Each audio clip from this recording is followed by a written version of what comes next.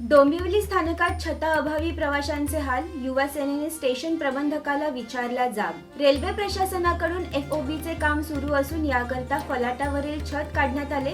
याचा त्रास प्रवासी वर्गाला होत असल्याने पावसाळ्यात छत्री घेऊन लोकलची वाट पाहावी लागते। याची दखल घेत खासदार डॉक्टर श्रीकांत शिंदे यांच्या मार्गदर्शनाखाली युवा सेनेने डोंबिवली स्टेशन प्रबंधकाला जाब विचारला।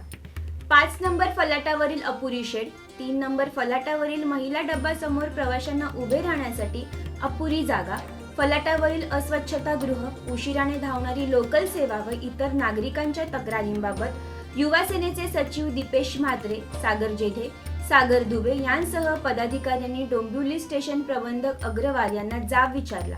सदर तक्रारी रेल्वे प्रशासनाकडून लवकरात लवकर सोडवण्यात आल्या नाही तर युवा सेना डोंबिवली रेल्वे स्थानकावर प्रशासनाविरोधात आंदोलन करील असा इशारा देण्यात आला।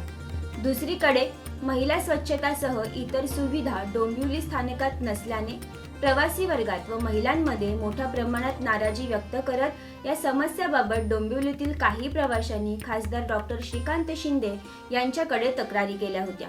मात्र खासदार डॉक्टर श्रीकांत शिंदे हे अधिवेशनात असल्याने शिवसेनेच्या युवा संघटनेकडून स्टेशनची पाहणी केली।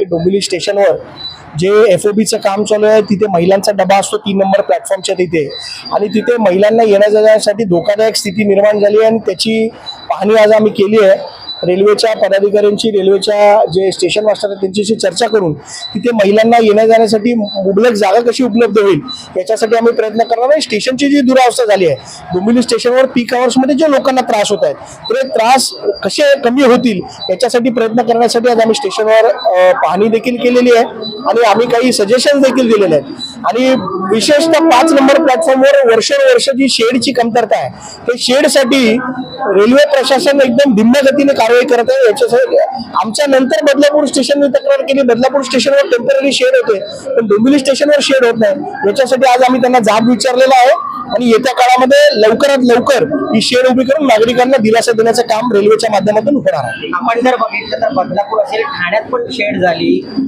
इथे सर्वात जास्त 5 धडाके रेव्हेन्यू धडाके डोंबिवली करायला कुठेतरी जाणीवपूर्वक दुर्लक्ष केलं जातं। ते जाणीवपूर्वक दुर्लक्ष करतील तर त्यांना त्याचे परिणाम भोगावे लागतील। आपल्याला माहिती आहे की डोंबिवलीकर नागरिक खूप सहनशील आहेत, परंतु त्यांच्या संयमाचा बांध तुटण्याची वेळ डोंबिवली स्टेशनवर आलेली आहे।